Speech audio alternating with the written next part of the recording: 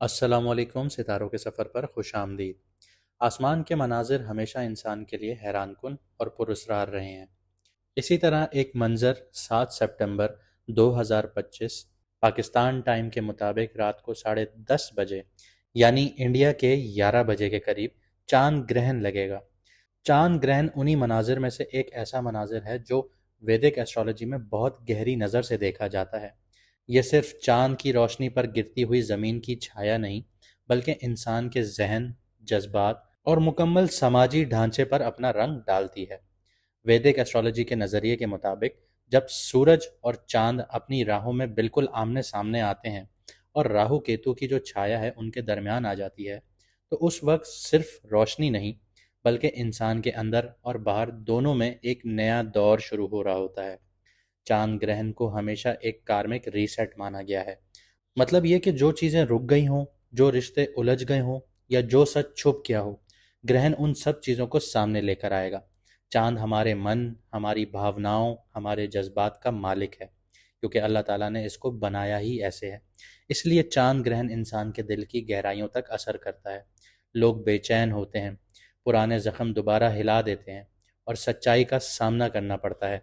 यह घड़ी उन लोगों के लिए मुश्किल होती है जो लोग पहले से ही ज़िंदगी के मुश्किल मोड़ पे खड़े होते हैं, जैसे रिश्तों में, नौकरी में, सियासत में, रूहानी सफ़र में। दुनिया के हवाले से देखें तो चांद ग्रहण हमेशा कलेक्टिव इमोशंस को हिलाता है। अक्सर ऐसे वक्त में कौमों के दरमियान तनाव देखने को मिलते हैं, हुक्मरानों पर दबाव देखने को मिलता है और सियासत में अचानक बदलाव देखने को मिलते हैं।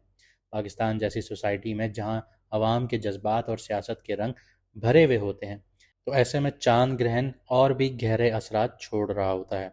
अवाम की आवाज़ बढ़ जाती है, लीडरशिप पे सवालात उठते हैं और कभी कभी कौमों के मूड में ऐसे जज्बात देखे जा रहे होते हैं जो आने वाले चंद सालों तक नतीजे देते रहते हैं। मगर ये असरात हमेशा मनफी नहीं होते। ग्रहण असल में तब्दीली का पैगाम है। ये इंसान और कौम दोनों को मजबूर करता है कि अपनी पुरानी सोच से बाहर आकर आगे नई राहों की तरफ देखें। जैसे रात के अंधेरे के बाद सुबह की रोशनी उभरती है, वैसे ही चांद ग्रहण के बाद एक नया दौर शुरू होता है। इस वक्त जो लोग अंदर से मजबूत हैं और जो लोग रूहानी तौर पे अपनी रूहों को अंदर से सरोशादाब रखते हैं, वो इस ग्रहण के बाद ज़्यादा तरक्की करते हैं। वैदिक एस्ट्रोलॉजी की जो पुरानी टेस्टिमनीज हैं या आप इस्लामिक पर्सपेक्टिव से भी उठाएं, तो चांद ग्रहण के दौरान इबादत, आपकी तस्बीह, आपकी दुआएं, इनका असर आम दिनों से बहुत ज़्यादा बढ़ जाता है। यह घड़ी एक दरवाज़ा है जहां इंसान अपने पुराने बोझ को गिराकर एक नए इरादे के साथ आगे बढ़ना शुरू करता है। इसलिए ग्रहण को खौफ का वक्त नहीं, बल्कि अपने आज और अपने कल को समझने का वक्त मानना चाहिए। तो अब हम शुरू करते हैं कि इस चांद ग्रहण का असर आपके बुर्ज, आपकी राशि पर कैसा होगा, कौन कौन सी चीज़ें यहाँ पे एक्टिवेट होंगी, हम इन सारी चीज़ों पर बात करेंगे। लेकिन अगर आपको आपका मून साइन नहीं पता, क्योंकि हमारी सारी वीडियोस मून साइन से होती हैं और मून साइन ही आपके ऊपर रूल करता है। आपके ऊपर सन साइन कभी भी रूल नहीं करता, आपके ऊपर मून साइन रूल करता है। आप वैदिक एस्ट्रोलॉजी को उठा के देख लें, आप किसी भी एस्ट्रोलॉजर से पूछ के देख लें, वो आपको यही कहेगा कि आपके ऊपर मून साइन रूल कर रहा होता है, जो आपसे सच बोलना चाहेगा, वरना झूठ तो काफ़ी लोग बोल लेते हैं। तो अगर आपको आपका मून साइन नहीं पता, तो आप कमेंट सेक्शन में अपनी ओरिजिनल डेट ऑफ बर्थ लिखें। अगर आपको टाइम कंफर्म है तो टाइम भी लिख दीजिए। अगर टाइम का अंदाज़ा नहीं है तो सुबह, दोपहर, शाम, रात, इस तरह करके भी आप लिख सकते हैं। आपको आपका मून साइन बता दिया जाएगा। इसके अलावा अगर आपकी ज़िंदगी में मुश्किलात चल रही हैं, चाहे करियर को लेके, शादीशुदा ज़िंदगी को लेके, या शादी नहीं हो रही, या आपके घर के मामलात हैं, किसी भी हवाले से, प्रमोशंस, आपकी पोस्टिंग्स, जो भी मसले हैं आप लोगों के, आप लोग स्क्रीन पे दिया गया नंबर, उस पर व्हाट्सएप पर मैसेज करके अपॉइंटमेंट बुक करवा सकते हैं। आइए आपकी राशि के बारे में बात करते हैं। बात करते हैं लिब्रा मून साइन वालों की, यानी कि तुला राशि, यानी कि बुर्ज मीज़ान वालों की। चांद ग्रहण आपके 5th हाउस में लग रहा है और इसके बिल्कुल ऑपोजिट सन, केतु और मरकरी बैठे हैं, यानी 11th हाउस में।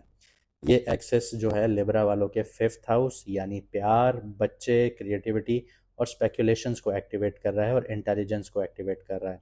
11th हाउस जो होता है वो दोस्तों, नेटवर्किंग, फ्यूचर में जो फ़ायदे हासिल होते हैं या बहुत बड़े मुनाफे हासिल होते हैं उनका, और सोशल सर्कल का घर होता है और बड़े भाई का घर होता है। तो ये सारी चीज़ें यहाँ पे एक्टिवेट हो जाती हैं। ये दोनों घर एक दूसरे को बैलेंस करते हैं और ग्रहण यहाँ पे बहुत गहरा असर डाल रहा होता है। तो देखते हैं चांद ग्रहण आपके 5th हाउस पे क्या असर डालता है। तो चांद ग्रहण जो आपके लग रहा है वो 5th हाउस में, यानी चांद और राहु जो हैं, इसकी वजह से दिल के मामलात उलझन में गिर सकते हैं। प्यार या रिलेशनशिप में अनएक्सपेक्टेड सिचुएशंस क्रिएट होंगी, मिसअंडरस्टैंडिंग्स हो सकती हैं या सडन अट्रैक्शन हो सकती है किसी नए शख्स के साथ। अगर आप मैरिड हैं तो बच्चों से रिलेटेड टेंशन आप लोगों की बढ़ सकती है। क्रिएटिविटी और दिमाग बहुत एक्टिव आपको फील होगा, लेकिन यहाँ पे ओवर थिंकिंग और अननेसेसरी स्पेकुलेशन से नुकसान हो सकता है। अगर आप लोग क्रिप्टो, स्टॉक एक्सचेंज या फिर आप लोग लॉटरी सट्टे वगैरह में हैं तो चांद ग्रहण के दिन ये एक्टिविटीज़ नहीं कीजिएगा। उसके 10 दिन बाद भी नहीं करनी, सॉरी 15 दिन बाद ये असर एक्टिव रहेगा, क्योंकि चांद ग्रहण सिर्फ 1 2 3 घंटे का टाइम पीरियड नहीं होता। चांद ग्रहण जो होता है वो इंसानी ज़िंदगी में 3 महीने के टाइम तक होता है। इसके अलावा अगर मैं मासेस की बात करूं, कौमों की बात करूं, मुल्कों की बात करूं, तो ये 6 महीने तक असर रखता है। हर 6 महीने में सिचुएशन बदलती है। अगर आप उठा के देखें तो 6 महीने में चांद ग्रहण भी हो रहा होगा, 6 से 8 महीने में इसी के साथ साथ सूरज ग्रहण भी हो रहा होगा। तो ये सारी चीज़ें यहाँ पे 6 से 8 महीने तक का वज़न रखती हैं। इसके अलावा 11th हाउस जो एक्टिव हो रहा है उसमें सन, केतु और मरकरी हैं।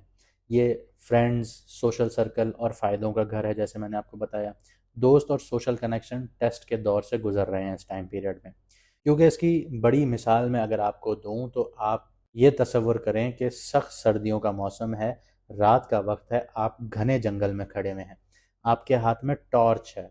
टॉर्च वो सन की मानंद है, सूरज की मानंद है, जो आप ऑन करते हैं, जो आपको रोशनी देता है। लेकिन सर्दियों में अगर आप देखें तो जंगलात में धुआं होता है, या आप कह लें कि शबनम होती है। जब आप ऑन करते हैं तो आपको धुएं के आर पार नज़र नहीं आ रहा होता। लाइट तो होती है आपके पास, हालांकि लियो में सन जो है वो बहुत पावरफुल है, तो आपके पास बहुत पावरफुल लाइट है, लेकिन धुआं भी है आगे, आपको धुएं के आर पार नज़र नहीं आ रहा। तो ये सन और केतु की कहानी है। तो यहाँ पे कोई पुराना दोस्त दूर हो सकता है आप लोगों से, या कोई छुपा हुआ सच आपके सामने आ सकता है। नेटवर्किंग और सोशल रेपुटेशन फ्लक्चुएट कर सकती है आप लोगों की। लोग या तो बहुत सपोर्ट करेंगे या एकदम से इग्नोर करना शुरू करेंगे। फाइनेंशियल जो फ़ायदे हैं उनकी तरफ भी कुछ उलझन आपको महसूस होगी, खासकर इन्वेस्टमेंट्स में। लेकिन यहाँ पे मरकरी भी बैठा है, तो उसकी वजह से अगर आप स्मार्ट प्लानिंग कर गए तो लंबी ड्यूरेशन के लिए बहुत ज़्यादा फ़ायदे हासिल हो सकते हैं। इसके लिए आपको अपना दिमाग, अपनी ज़बान और अपना इखलाक इस्तेमाल करना होगा। अगर ये 3 हथियार आपने इस्तेमाल कर लिए तो ये जो धुएं के बादल हैं ये छट जाएंगे और सूरज भी आपको यहाँ पे सपोर्ट कर जाएगा। करियर और फाइनेंस के हवाले से बात करूँ तो करियर में फ़ायदा सोशल सर्कल और नेटवर्किंग से डायरेक्टली लिंक्ड होगा। अगर आप बिजनेस करते हैं तो दोस्तों या पार्टनर्स के थ्रू अचानक फ़ायदा या अचानक नुकसान होगा। अगर आप वो 3 हथियार इस्तेमाल कर गए तो आपके लिए फ़ायदा होगा, वरना आप नुकसान उठाएंगे। लेकिन याद रहे, जो हथियार होता है वो बहुत तेज़ होता है, अपना ही नुकसान भी करवा सकता है अगर सही से ना चलाया गया। तो सोच समझ कर कीजिएगा। जॉब वालों के लिए सीनियर्स या कोलीग्स का एटीट्यूड कंफ्यूज करेगा आप लोगों को। पैसे की प्लानिंग और जो लॉन्ग टर्म इन्वेस्टमेंट्स हैं बहुत सोच समझ कर कीजिएगा, वरना रिग्रेट ज़िंदगी भर रहेंगे। रिश्ते और ज़ाती ज़िंदगी की बात करूं, लव लाइफ बहुत ज़्यादा हाईलाइट होगी, लेकिन क्लैरिटी के बजाय कन्फ्यूजन ज़्यादा पैदा होगी। अचानक किसी नई तरफ अट्रैक्शन या पुराने रिश्ते में मिसअंडरस्टैंडिंग्स क्रिएट होने के बहुत ज़्यादा चांसेस क्रिएट होंगे। मैरिड लेब्रा वालों के लिए बच्चों का फ्यूचर या उनके मसाइल स्ट्रेस लेकर आ सकते हैं। सोशल लाइफ में मिसअंडरस्टैंडिंग्स की वजह से घर पर भी प्रेशर बढ़ सकता है। सेहत और सुकून की बात करूं तो इमोशनली अप्स एंड डाउन्स बहुत ज़्यादा बढ़ जाएंगे। स्ट्रेस की वजह से डाइजेशन इश्यूज आना शुरू हो जाएंगे, स्लीप डिस्टर्बेंस देखने को मिलेंगी। इमोशनल बैलेंस रखना बहुत ज़रूरी होगा आप लोगों के लिए, वरना ओवर थिंकिंग या डिप्रेशन टाइप फील हो सकता है आप लोगों को। साथ ही साथ जैसे आपके सैटर्न 6th हाउस में है, तो डाइजेशन इश्यूज तो यहाँ पे रहेंगे ही रहेंगे। और अगर आपने डाइजेशन इश्यूज को नहीं आपने काउंटर किया, नहीं उनका ट्रीटमेंट किया, तो स्किन इश्यूज भी देखने को मिलेंगे। आपको दांतों से रिलेटेड इश्यूज भी देखने को मिलेंगे, आंखों से रिलेटेड भी इश्यूज देखने को मिलेंगे। मैं लिब्रा वालों को कई दफ़ा पुरानी वीडियोस में बोल चुका हूँ कि अपनी सेहत का बहुत ख्याल रखें। अगर आप अपनी सेहत का ख्याल नहीं रखेंगे तो इस वक्त कॉम्प्लिकेशंस बढ़ जाएंगी, और इसके असर आपको दिसंबर में आना शुरू होंगे, जैसे ही सैटर्न रेट्रोग्रेड से वापस डायरेक्ट होना शुरू होगा। क्योंकि सैटर्न अभी रेट्रोग्रेड है, आपको 5th हाउस के असरात ज़्यादा दे रहा है, 6th हाउस में आपको टेस्ट कर रहा है। अगर आप अपनी सेहत से रिलेटेड सीधे नहीं हुए, सेहत को आपने सीरियस नहीं लिया, तो फिर सैटर्न आपको सीरियस लेगा दिसंबर में, और फिर उसके बाद आपसे बर्दाश्त नहीं होगी। स्पिरिचुअली और कार्मिक असर की अगर मैं बात करूं, तो ये ग्रहण आपको असली और झूठी दोस्ती में फ़र्क सिखा देगा। आपको समझ आ जाएगा कि कौन मेरा असली दोस्त था और कौन सिर्फ फ़ायदा उठाने वाला था मेरे से। ये वक्त अल्लाह के साथ राब्ता बढ़ाने और अपने सर्कल को फ़िल्टर करने का वक्त है। अब कुछ रेमेडीज़ की भी बात कर लेते हैं कि इस चांद ग्रहण में कौन सी रेमेडीज़ आप लोगों के लिए बेहतरीन रहेंगी।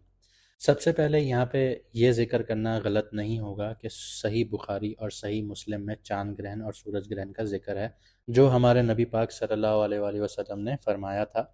सही बुखारी हदीस का नंबर है 1044, यानी 1044। सूरज और चांद अल्लाह की निशानियों में से दो निशानियां हैं। ये किसी के मरने या ज़िंदा होने की वजह से नहीं लगते। जब तुम इन्हें देखो तो अल्लाह को याद करो, दुआ करो, नमाज पढ़ो और सदका करो। यानी हमारे इस्लाम में सदकों की वैल्यू बहुत ज़्यादा है, जो हम लोग नहीं करते। करते भी हैं तो सिर्फ दिखावे के लिए। लेकिन आप लोग सदका करें, जितना करेंगे उतना अल्लाह पाक आप लोगों को नवाजेगा और मुसीबतों को टालेगा आपके लिए। सबसे पहले ग्रहण के दिन दाल, चावल, दूध या सफ़ेद कपड़ों का सदका या दान कीजिए। ये चांद की पॉजिटिव एनर्जीज बनाता है आप लोगों के लिए। किसी माजूर इंसान को खाना खिलाइए, पानी पिलाइए, सबसे बेहतरीन रेमेडी है आप लोगों के लिए। इसके अलावा कुरान पाक की तिलावत कीजिए ग्रहण के वक्त और ग्रहण के बाद। सूरह यासीन, सूरह रहमान और सूरह कमर, इनका पढ़ना बहुत असरदार होता है। सूरह कमर चांद से डायरेक्टली रिलेटेड है और इंसान के दिल को तसल्ली देती है। इस्तग़फ़ार का जिक्र रखिए। ग्रहण का असल असर जज्बात और जहन पर होता है। इस वक्त इस्तग़फ़ार और ला इलाहा इल्ला अंता सुब्हानका इन्नी कुन्तु मिनज़्ज़ालिमीन दुआए यूनुस का जिक्र कीजिए, बार बार पढ़िए। ये आपकी उलझनों को ख़त्म करेगा। इसके अलावा ज़िक्र के लिए ख़ास तौर पर सुबहान अल्लाहि व बिहम्दिही सुबहान अल्लाहिल अज़ीम, इसको पढ़ते रहिए। ये वो दो कलिमात हैं जिनका वज़न क़यामत वाले दिन तराजू में सबसे भारी होगा।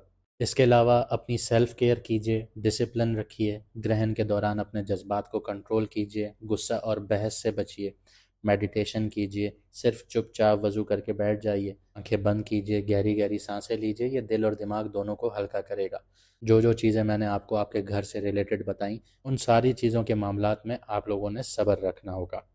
ग्रहण हमेशा एक पॉज का बटन होता है। अल्लाह इंसान को रोकता है, सोचने की सलाहियत देता है और अपनी रूहानी असलियत के करीब आने का मौका देता है। आसमान के रंग बदलते हैं ताकि इंसान समझ ले कि ज़िंदगी के रंग भी हर वक्त एक जैसे नहीं होते।